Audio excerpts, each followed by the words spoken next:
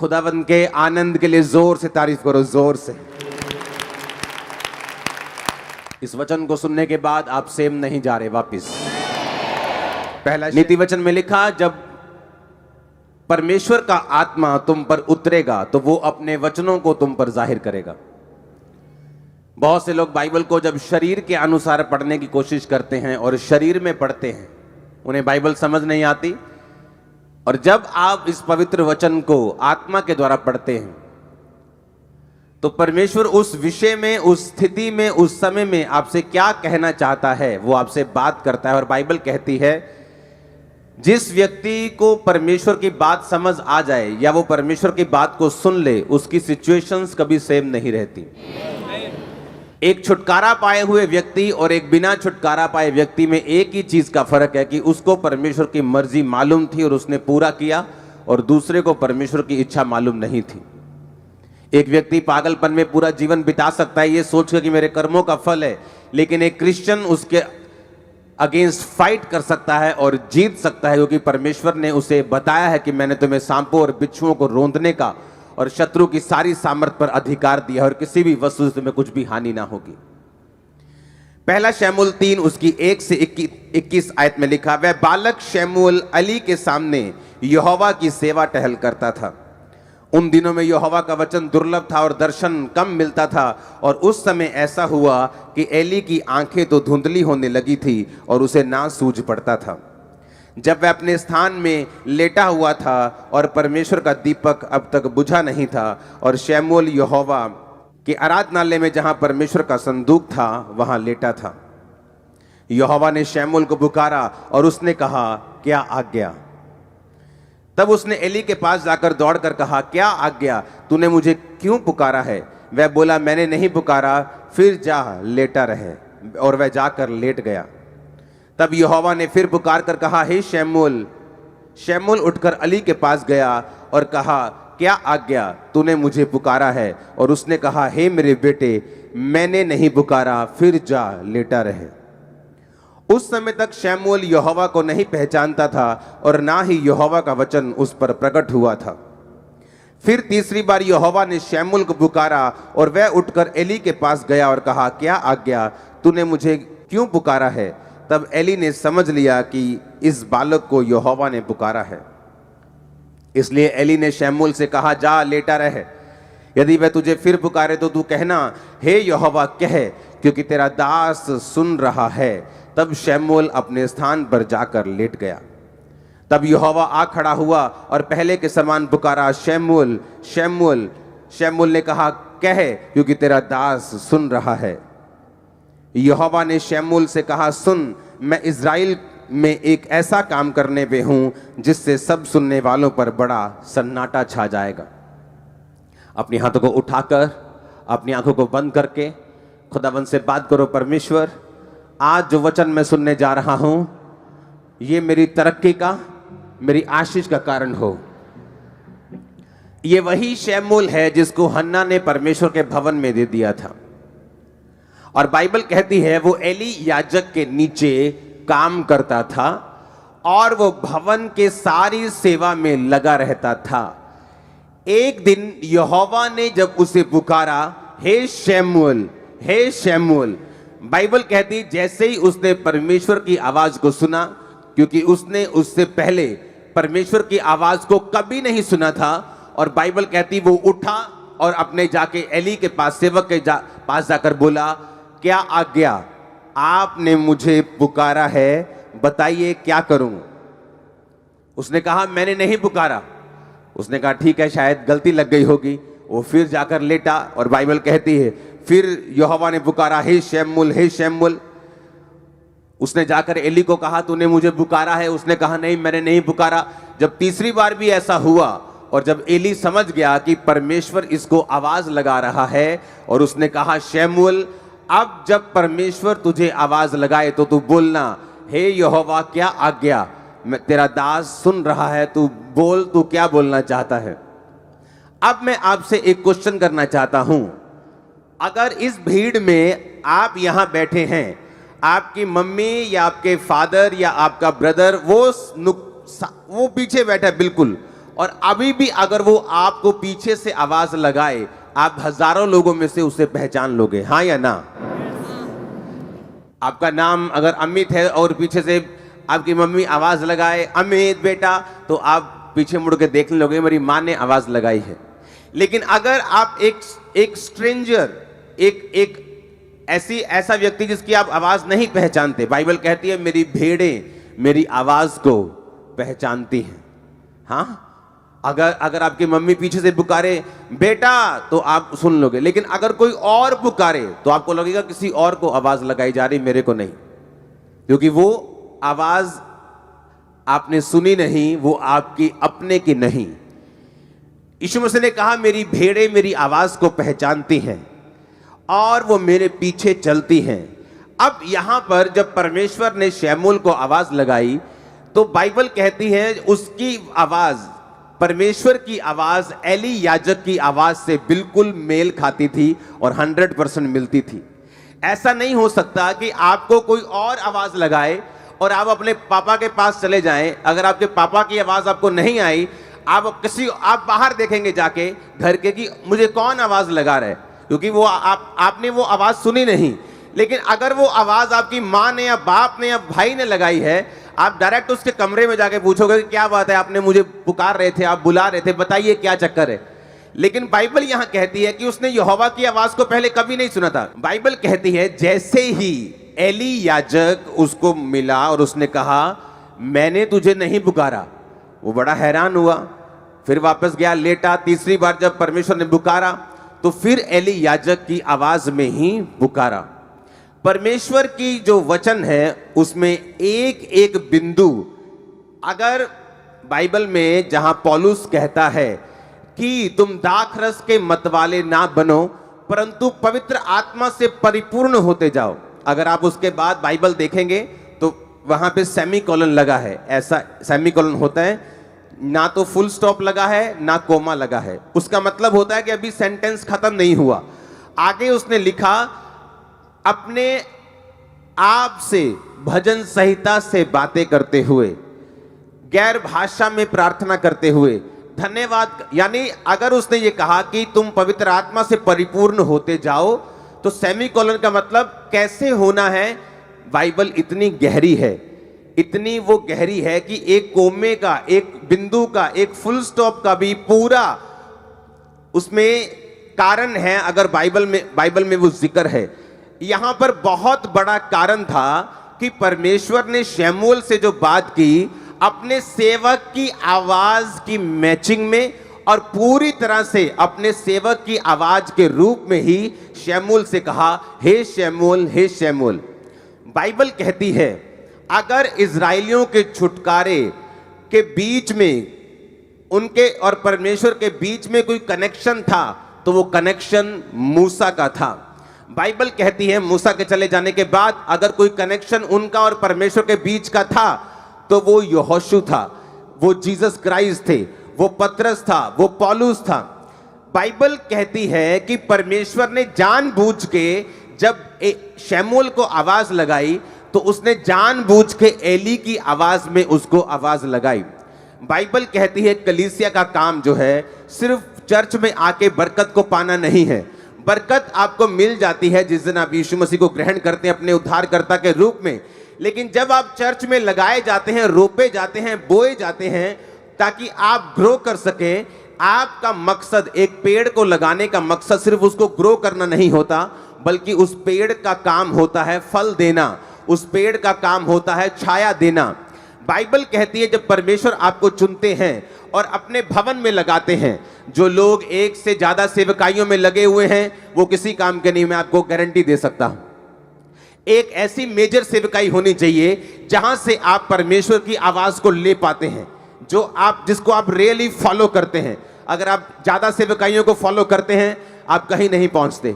लेकिन बाइबल कहती है अगर आप एक आवाज को सुनते हैं और फॉलो करते हैं तो परमेश्वर आपको उस दिशा में लेके जाते हैं जो दिशा आपके लिए परमेश्वर ने चुनी है। अगर परमेश्वर ने शमूएल को भविष्यद्वक्ता के रूप में चुना तो परमेश्वर ने जो स्टार्टिंग की वो एली की आवाज के रूप में उसको पुकारा और फिर उसको प्रोफेटिक मिनिस्ट्री में परमेश्वर लेके गया।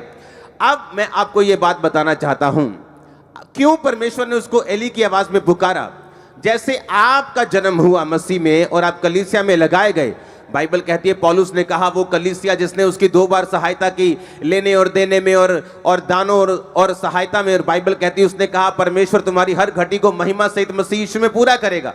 यानी परमेश्वर की आवाज ये थी कि तुमने जब मिशनरी कामों में मेरा साथ दिया इसलिए मैं तुमको ब्लेस करूंगा। यही काम कलीसिया का था। कलीसिया ने गलती की, सबसे पहली गलती कलीसिया की थी जब यीशु मसीह जी उठे, और जी उठने के बाद जब वो स्वर्ग चले गए, 40 दिन प्रचार करने के बाद 41वें दिन हजारों लोगों के बीच में वो स्वर्ग में गए। और बाइबल कहती है उसी तरह वो हमको लेने भी आने वाले, हमें तैयार रहना है। और बाइबल कहती है उसके बाद जब चेले प्रचार करने लगे और वही चिन्ह चमत्कार चेलों की जिंदगियों से होने लगे, वही मिरेकल्स होने लगे। और बाइबल कहती जब चेलों पर सताव आया और याकूब तलवार से मारा गया, और बाइबल कहती कलीसिया को गलती याद आई कि हमें सिर्फ चर्च में लगाए जाने का कारण आशीष लेना और लंगड़े चलाना और अंधों को आंखें दिखवाना नहीं है। हमारा खुद की ये रिस्पॉन्सिबिलिटी है कि हम प्रेरितों के लिए प्रार्थना करें।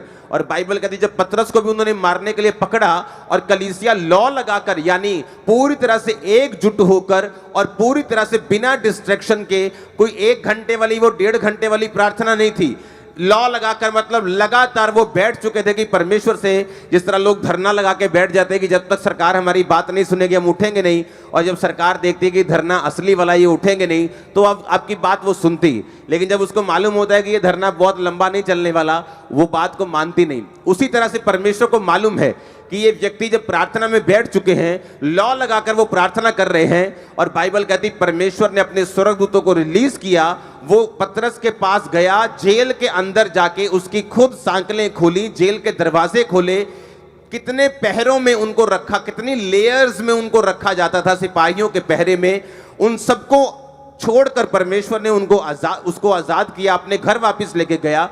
और फिर कलीसिया को समझ आई कि हमारा काम सिर्फ बरकत लेना ही नहीं, हमारा काम उस विजन, उस मिशन के लिए प्रार्थना करना भी है जो परमेश्वर ने दासों को दिया है। और जब लोग अपने सेवकों के लिए प्रार्थना करने लगे, जब लोग बोने लगे, जब लोग उस सेवकाई में हिस्सा डालने लगे और जब खुद लोग सेवा करने लगे, बाइबल कहती वो कलीसिया गिनती में दिन प्रतिदिन बढ़ती गई। बाइबल कहती वो कलीसिया ग्रेस में बढ़ती गई। कोई भी दरिद्र नहीं था, कोई गरीब नहीं था, कोई भी वांटेड, की हर किसी के पास जैसे वांट रहती, कमी रहती कि मेरे पास ये चीज की कमी, बाइबल कहती है उस कलीसिया के पास किसी चीज की कमी नहीं थी। वो कलीसिया गिनती में बढ़ती गई और एक ऐसा समय आया जब लोग डरने लगे, उनकी गिनती इतनी बड़ी हुई। बाइबल कहती है वो उस काम कैसे पूरे हुए, प्रेरितों ने जो काम किया अपनी तरफ से परफेक्ट किया, कोई कमी नहीं छोड़ी। कलीसिया ने भी अपनी तरफ से कोई कमी नहीं छोड़ी। और बाइबल कहती है जब एक देह मिलकर कंप्लीट काम करती है, मुंह सही काम करता है, हाथ सही काम करते हैं, पैर सही काम करते हैं, तो बाइबल कहती है वो देह उन्नति पाती है, बरकत पाती है। और उसी तरह से बाइबल कहती है जब सबने मिलकर काम किया तो परमेश्वर ने अपनी आशीष को उस कलीसिया के ऊपर रखा। और बाइबल कहती कोई भी दरिद्र नहीं था, सब लोग ब्लेस्ड थे। आपको मैं उसी कलीसिया के रूप में आज से देखूंगा, आप लोगों को उसी कलीसिया के रूप में मैं जानना चाहूंगा। आमीन। मेरे को ऊंचे वाला चाहिए, बरकत ऊंचे वाली होगी। अब परमेश्वर का जो मकसद था वो मकसद था कि शमूएल के जरिए हमें ये बात को समझाना कि बाइबल कहती है जब इजराइलियों ने प्रार्थना की कि परमेश्वर, क्योंकि शैतान ने ज्यादा तंग करना शुरू किया, अगर शैतान ज्यादा तंग ना करता, मिस्री ज्यादा तंग ना करते तो कभी प्रार्थना वो बढ़ाते नहीं, सदा उस कंडीशन में पड़े रहते। जो कोई भी चीज, जो कोई भी विरोध, जो कोई भी सताव आप अपने आसपास देख रहे हो, वो एक्चुअल में आपको आपके कंफर्ट जोन से बाहर निकालकर परमेश्वर की एक बड़ी मर्जी को पूरा करने के लिए है, जो आपके बीच में आने वाले कुछ सालों में पूरी होने वाली है। और आपका आमीन। वो चीजें जो मैं बोल नहीं सकता, मेरी प्रार्थना है कि परमेश्वर आपके हृदयों में वो चीजें डाल दे कि आप राज्य करने वाले हैं। आमीन। ऊंचाई आशीष आपकी ये चर्च। अब जब इजराइलियों ने प्रेयर की, जब शैतान को ये बात मालूम है, मैं आपको बार बार ये चीज बताता हूं, उसको मालूम है अंधेरे में खड़े को कि दूर से कोई रोशनी आ रही है। वो ट्रक की है कि बस की है कि कार की है कि बाइक की है, उसे ये नहीं मालूम, पर उसे मालूम है कुछ हो रहा है।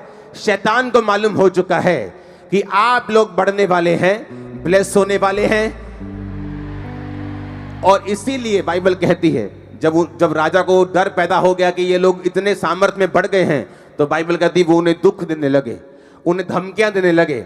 लेकिन बाइबल कहती धमकियों के बावजूद भी, दुखों के बावजूद भी इजरायली लोग बढ़े, और इतना बढ़े, इतना बढ़े, इतना बढ़े, क्योंकि यहोवा परमेश्वर उनके साथ था।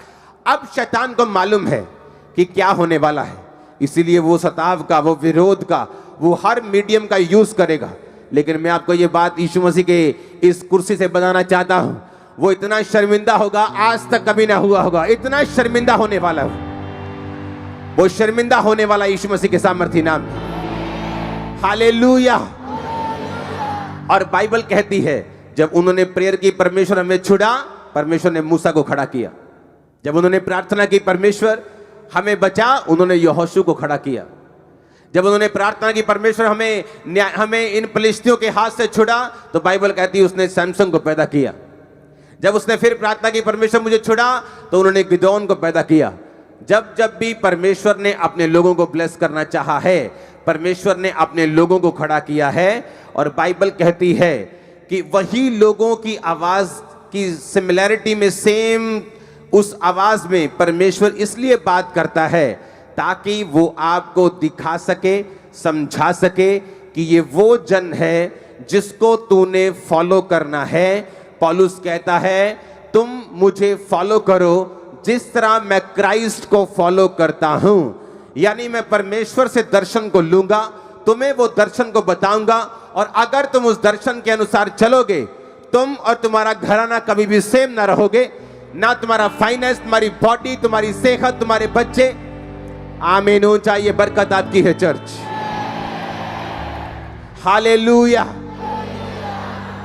जब परमेश्वर के दास शमूएल ने रिकॉग्नाइज कर लिया कि परमेश्वर की आवाज जो थी वो शमूएल के, वो उसके जो स्पिरिचुअल फादर एली के रूप में परमेश्वर ने दी, और जब उसने समझाया और उसने डायरेक्ट किया, क्योंकि जो परमेश्वर के दास हैं, जब आप उनका पीछा करते हैं तो वो इसलिए पीछा नहीं करवाते कि वो अपना पीछा करवा सके, वो भी यही बोलते हैं कि तुम यहोवा की बात को सुनो, तुम्हारी हेल्प करते हैं। एली ने हेल्प की, उसको समझ नहीं आ रही थी क्या हो रहा है। एली ने कहा अब अगर तुझे आवाज आए तो कहना क्या आज्ञा, बोल, तेरा दास सुन रहा है। और बाइबल कहती है परमेश्वर ने फिर उससे बात करनी शुरू की, इजराइल के बारे में, आने वाली घटनाओं के बारे में, कि वो दोनों होपनी और पिनहास नामक दोनों जो याजक जो कुकर्म करते थे और व्यभिचार करते थे और गलत भेंटों का प्रयोग करते थे गलत रीति से, कि वो मारे जाएंगे। और परमेश्वर ने शमूएल की सेवकाई को शुरू किया। शुरू होने से पहले उसने एली का पीछा किया, शुरू होने से पहले वो परमेश्वर के भवन में लगा रहा, परमेश्वर के भवन की सेवा करता रहा। आज लोगों को ये नहीं मालूम कि एक स्पिरिचुअल मेंटर की कीमत क्या है, स्पिरिचुअल फादर की कीमत क्या है। जिस तरह शरीर में लोग व्यभिचारी हैं, आत्मा में भी लोग व्यभिचारी हैं। 10-10, 5-5 मिनिस्ट्रीज को फॉलो करते हैं, कभी मालूम नहीं होता हमें क्या करना है, कभी कहीं नहीं पहुंचते कि मुझे किस दिशा में जाना है, क्योंकि उनकी आवाजें जो हैं वो मल्टीपल हैं। उन्हें ये नहीं पता कि मुझे कौन सी आवाज को फॉलो करना है, इसीलिए वो वहां नहीं पहुंच पाते जहां परमेश्वर उनको लेके जाना चाहता है। अब परमेश्वर ने अपनी आवाज में, जब एली की आवाज में उसको आवाज लगाई, तो परमेश्वर ने ये बता दिया कि तुझे मैंने, तेरे स्पिरिचुअल फादर अपने दास की आवाज में इसलिए आवाज लगाई है ताकि ये मैसेज दुनिया तक पहुंच सके कि अगर परमेश्वर तुम्हें छुड़ाना चाहता है, वो तुम्हें अच्छी संगति देगा, वो तुम्हें जीवित चर्च देगा, वो तुम्हें अच्छे दास देगा। तुम दुनिया में जहां भी मुझे सुन रहे हो, जहां भी तुम जिस चर्च में जाते हो, वो जीवित चर्च होनी चाहिए, जीवित वचन होना चाहिए, हर एक चीज वहां होनी चाहिए। मिरेकल्स होने चाहिए, वचन की गहराई होनी चाहिए, पैसों की लूटपाट नहीं होनी चाहिए। बाइबल कहती है जब आप इन वचनों को सुनकर परमेश्वर की आवाज को समझना शुरू कर देते हैं, तो वो आपकी बुलाहट में आपको एंटर करवाना शुरू करता है। जिसके लिए उसने आपको अपने पास बुलाया, जिस काम के लिए परमेश्वर ने आपको चुना, वो एक प्रॉफिट हो सकता है, वो एक सेवक के रूप में हो सकता है, एक डॉक्टर के रूप में हो सकता है, एक नर्स के रूप में हो सकता है, एक बिजनेसमैन के रूप में हो सकता है। हर एक व्यक्ति की कॉलिंग अलग अलग है। वो कॉलिंग परमेश्वर आप तक पहुंचाता है जब आप भवन में लगाए जाकर इन सब अपनी ड्यूटीज को पूरा करते हैं। अगर आप प्रार्थना कर सकते हैं, आप प्रार्थना करते हैं। अगर आप बीज बोना जानते हैं, आप बीज बोते हैं। अगर आप कुछ भी करना जानते हैं, आप कोई भी वरदान आपके पास है, गिफ्ट आपके पास है, आप उसे परमेश्वर के भवन के लिए, आप उसे सेवकाई के लिए यूज करते हैं। और इसी काम के लिए परमेश्वर ने आपको अपने पास बुलाया। उसने सिर्फ ऐसी कलीसिया बनने के लिए आपको नहीं बुलाया कि आप आए, आमीन आमीन करें, अपनी हीलिंग ले, ब्लेसिंग ले, अपनी साल्वेशन ले और यहां से चले जाएं। बाइबल कहती है आप ब्लेस्ड हैं दूसरों को ब्लेस करने के लिए, डिलीवर हैं दूसरों को डिलीवर करने के लिए, आप चंगे हैं दूसरों को चंगा करने के लिए, आप बचाए जा चुके हैं दूसरों को बचाने के लिए। ओ आमीन, ऊंचा चाहिए, ये बरकत आपकी है। आज के बाद अब जब यहां से जाएं, आप दूसरों को बचाने वाले बने, दूसरों को हील करने वाले बने, दूसरों को डिलीवर करने वाले बने, दूसरों को आजाद करने वाले बने, अपने परिवार को बचाने वाले बने। आमीन, ऊंचा, पवित्र आत्मा पे उतरे यीशु मसीह के नाम में। हालेलुया। और ये परमेश्वर का प्लान था, इसलिए उसने गलती नहीं की। इस दुनिया में 800 करोड़ लोग हो चुके हैं। 800 करोड़ में कम से कम आप लगा लो 780 करोड़ लोगों की आवाज एक दूसरे से नहीं मिलती होगी। हाँ, कुछ की थोड़ी बहुत मिलती है, लेकिन एग्जैक्ट नहीं। लेकिन बाइबल कहती परमेश्वर ने एली के आवाज, एग्जैक्ट आवाज में ही उसको आवाज लगाई। वो आपको एक मैसेज देना चाहता है कि परमेश्वर का मुंह नहीं है, मेरा मुंह उसका मुंह है, आपके हाथ उसके हाथ हैं। आप मेरी बात ध्यान से समझेंगे तो जरूर ब्लेस होंगे। आज मैंने कहा उसका मुंह नहीं है, मेरा मुंह उसका मुंह है, आपके हाथ उसके हाथ हैं। वो जितने समर्पित हैं उतना वो काम कर लेगा, और जितना वो काम करेगा उतना वो आपको ब्लेस करेगा। आमीन। जिन व्यक्तियों का शरीर परमेश्वर के लिए समर्पित है, पवित्र आत्मा उनसे गैर भाषाओं के जरिए दूसरे लोगों के लिए, दूसरे देशों के लिए, जिनको आप जानते तक नहीं, उनके लिए वो प्रार्थना करवाता है आपके अंदर से। जो पवित्र आत्मा के साथ समर्पित हृदय के साथ चलते हैं, आप गैर भाषा में प्रार्थना करते हैं, आप नहीं जानते आप किन के लिए प्रार्थना कर रहे हैं। अपने लिए प्रार्थना कर रहे हैं कि दूसरे के लिए कर रहे हैं कि सेवक के लिए कर रहे हैं। और इसलिए पौलुस ने कहा था, जब मैं गैर भाषा में प्रार्थना करूंगा तो मैं आत्मा से भी करूंगा और बुद्धि से भी करूंगा। बुद्धि से यानी कि मैं प्रेयर पॉइंट्स के साथ भी करूंगा, लिखकर प्रार्थना भी करूंगा, और आत्मा के साथ प्रार्थना भी करूंगा। और जब आप पवित्र आत्मा को अपना शरीर देते हैं, एक व्यक्ति जो व्यभिचार में उलझा हुआ, पाप में उलझा हुआ, फोन में उलझा हुआ, फेसबुक में उलझा हुआ, इंस्टाग्राम में उलझा हुआ, वो परमेश्वर के सामने समर्पित नहीं है। वो ऐसा व्यक्ति नहीं जिसे पवित्र आत्मा यूज कर सके। वो आशीषित हो सकता है, ब्लेस्ड हो सकता है स्वर्ग भी चला जाए अगर कोई मेजर पाप उसकी लाइफ में नहीं है। लेकिन क्या वो इस्तेमाल हो रहा है खुदावंद के लिए? क्या वो यूज हो रहा है? अगर आप यूज होना शुरू होंगे, इस्तेमाल होना शुरू होंगे, वो चाहे थोड़ी स्टार्टिंग क्यों ना हो, शुरुआत थोड़ी क्यों ना हो, वो आपकी जनरेशंस को चुन लेगा, आपके पोतों तक को चुन लेगा। सारा पैटर्न चेंज हो जाएगा, सब कुछ बदल जाएगा। दो गाड़ियों के ट्रैक जब चलते हैं साथ साथ, एक लुधियाना तक जाता है और एक मुंबई तक जाता है, लेकिन अभी दोनों साथ साथ चल रहे हैं। अगर आप ट्रैक चेंज करेंगे तो ज्यादा फर्क नहीं लगता, ये भी इधर जा रहा है और ये भी इधर जा रहा है। लेकिन एक समय आता है जब वो ट्रैक अलग हो जाता है, आगे बढ़ जाता है, अलग ही हो जाता है। इसी तरह से कलीसिया में बैठे हुए लोग हैं, एक सेवा करने वाला, एक बिना सेवा वाला, दोनों सेम ट्रैक पे लग सकते हैं, दोनों बराबर लग सकते हैं, लेकिन उनका फ्यूचर बराबर नहीं है। सेवा करने वालों का फ्यूचर बराबर नहीं है। वो दूसरों से कहीं अधिक आशीषित होंगे, दूसरों से कहीं अधिक आगे होंगे। आमीन, ऊंचा, ये बरकत आपकी है। हालेलुया। ये इत्तेफाक नहीं था कि परमेश्वर उसे एली की आवाज में ही आवाज लगाए। अगर परमेश्वर थोड़ी सी भारी आवाज निकालता, शमूएल, तो उसको मालूम होता कि परमेश्वर की ये किसी की आवाज लग रही, स्वर्गदूत की आवाज लग रही, ये किसी और की आवाज लग रही, ये बड़ी हेवनली आवाज लग रही, पर कहीं परमेश्वर तो नहीं है। तो वो बोल सकता कि तू कौन है, मेरे को आवाज क्यों आ रही है, तू क्या है। लेकिन बाइबल कहती है उस परमेश्वर की आवाज बिल्कुल एली की आवाज की तरह थी। वो आपकी स्पिरिट में कोई मैसेज देना चाहता है। आमीन। ये गलतियां वहीं होती हैं जहां कलीसियाएं नहीं होती हैं। अगर आप अफ्रीका में चले जाएं, 1386 मिलियन वहां पे लोग हैं। आपको इंडियन भाषा में बताऊं तो 135 करोड़ के करीब वहां पे लोग हैं। 70% लोग वहां पे मसीही हैं, क्रिश्चियंस हैं, 70%। पिछले दिनों एक टेस्टिमनी दे रहा था आदमी, वो उस देश का वाइस प्रेसिडेंट बन गया और एक चर्च में वो स्टैंडिंग वॉलंटियर था। डेक बाइबल को लिखने वाला। मैंने आज तक, मुझे इतने साल हो गए परमेश्वर में चलते, मैंने डेक बाइबल जैसी कोई बाइबल नहीं देखी आज तक।